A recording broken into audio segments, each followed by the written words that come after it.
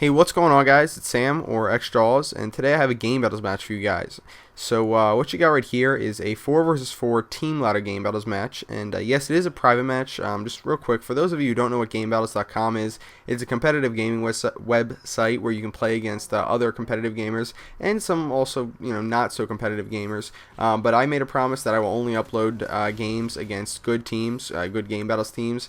This team was, I believe, 17-4, and I deem that a pretty good game battles record. My team right now is 40-4, which is also a pretty good record for game battles. All we play is demolition. You're going to notice that if I continue to stay with this team, which I have no plans to leave this team. I'm just saying, if I am with this team, I'm going to be playing demolition because that's our main game type. If you do play game battles and you're wondering what settings we use, we play with perks only, so that means no kill streaks, no claymores, grenade launchers, anything cheap like that. Pretty much the only cheap thing that you really have in game battles, or it's the closest thing to cheap in these matches, is going to be akimbo GTs, and you're going to find that again, like the UMP, 95% of people are going to be using that. So I want to quickly mention that I know some people aren't very fond of seeing gameplays with the UMP, but guys, when you're playing demolition and you're rushing to the bomb, you're using an SMG 90% of the time. And if you're using an SMG, like I said, 95 if not 99% of the time, people use the UMP because it's all about the win, guys. No one's like holding back and oh, I'm gonna mess around with the mini Uzi, unless you're playing against a really bad team. And we're certainly not a bad team, and the team that we're playing right here certainly isn't a bad team. So we went with the UMPs, or I go with the UMP, and I think all my teammates do as well when they're using an SMG at least. So just please cut me some slack here. So I'll talk about the class that I'm using. It's very standard class. It's a UMP with a silencer, marathon, lightweight, and ninja. I believe I have a Semtex and I have a smoke grenade. Now the reason why I'm running with the smoke grenade on this class is specifically because when you're going to plant the bomb, you need that smoke as cover sometimes. So that can be pretty dandy, I guess. So I think a lot of people would like to hear some tips for game battles. So I'll start with the pretty simple one for the game type that I'm playing, and the ladder that I'm playing. When you want to play, or when you're playing a demolition match in game battles, there's usually, not always, but there's usually going to be one specific bomb on the map that is the bomb you want to attack first. Now, as a last resort, when you have like 30 seconds left, maybe a minute left, you'll take the other bomb. But for a map like Subbase, you want to get B first and then go for A. And there's a specific reason for this. It's because, and usually it's this reason, it's because of choke points. And I will illustrate right now the choke point that we are going to try, or the choke points that we are trying to use to control the enemy. Alright, so we're going to zoom out here, and I'm going to show you guys the game plan. So as I said, you want to blow up B before A, and that's because you need to spawn trap the enemy in demolition when you're on offense, unless you double plant, and we didn't double plant, so we needed to spawn trap them, obviously, and A is the easier bomb to spawn trap them at. And that's specifically because you can funnel the enemy into two main areas, and that is, the two red areas on your screen are the areas where they're going to be forced to go to if they want to even have the slightest chance of making it to the bomb on time. Now, the reason why this is really good for us is because those areas are not very good to run through and kill people from. So I've outlined their spawn, the blue, the areas where we're going to funnel them into, hopefully in red, and the areas that are good for our team to set up on in green, because we're able to pick them off while they're being funneled into those two areas. So that's pretty much the game plan. Alright, so back to the gameplay.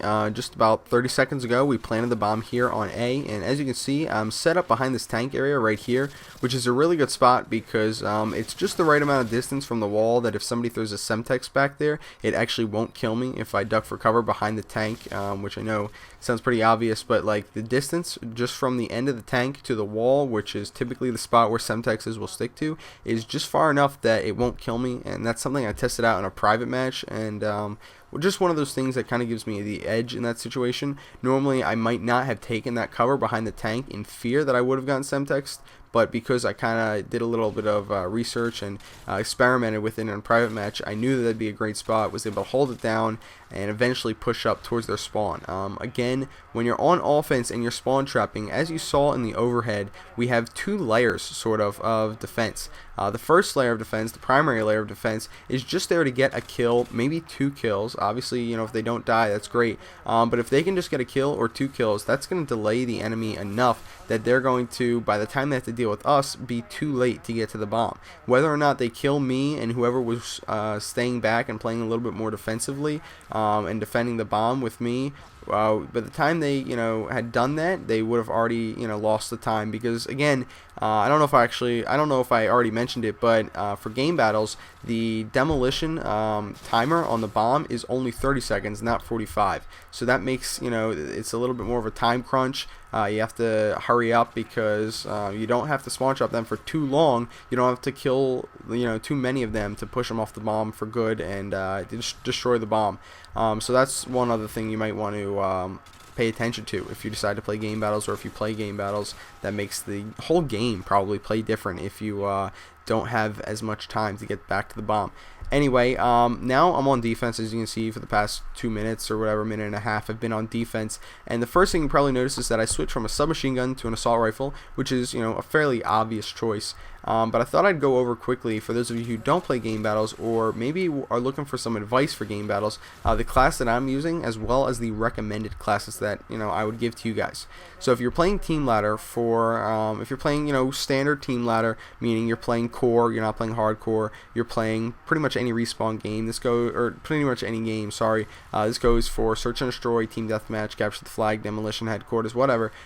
These classes are going to work out for you. So as far as assault rifles go, if you feel you're in a situation in any of those game types I just mentioned, to use an assault rifle, I would recommend either the FAMAS with the red dot sight, sleight of hand, stop and power, or Ninja Pro, or the ACR with the same exact setup, red dot sight, sleight of hand, stop and power, Ninja Pro, the SCAR H with either FMJ or extended mags, and then the TAR with either FMJ or holographic.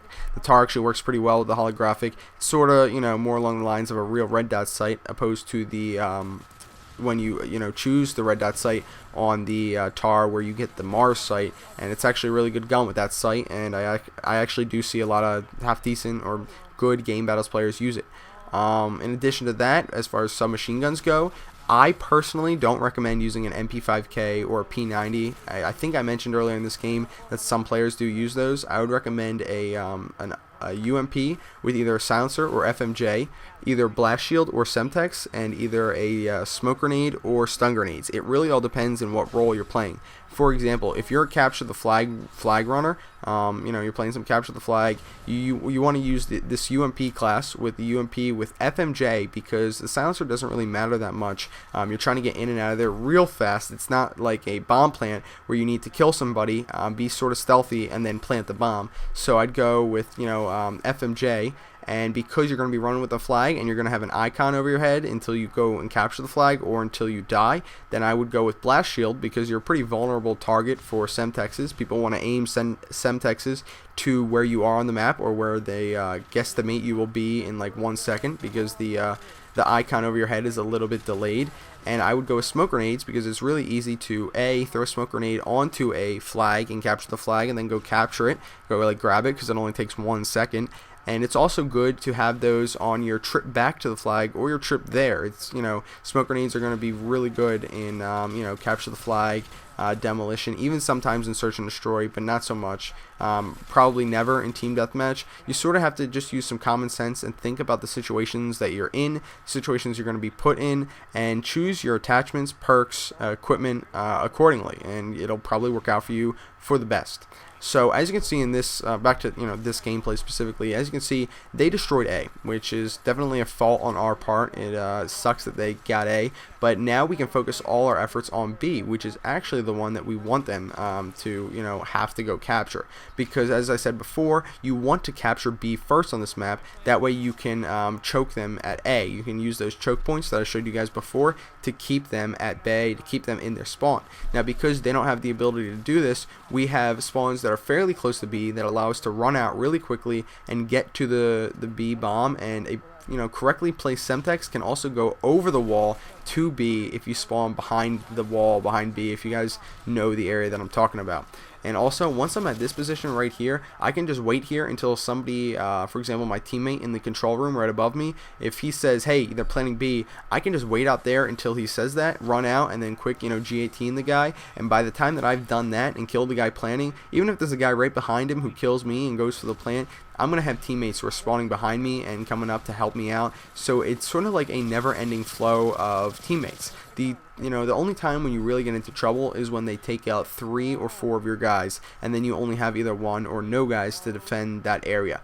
So anyway, guys, that is Game Battles match number 1. The next 2 will actually be live call-out videos. I'm going to record my voice as well as the voice of my teammates, and I'm going to upload them. And please leave me feedback on those. I will upload them tomorrow. And like I said, you're going to hear the in-game communication between me and my teammates while we're playing a Game Battles match. So I'll see you guys later. Please like the video, 3,000 likes, and I will upload 3 videos a day.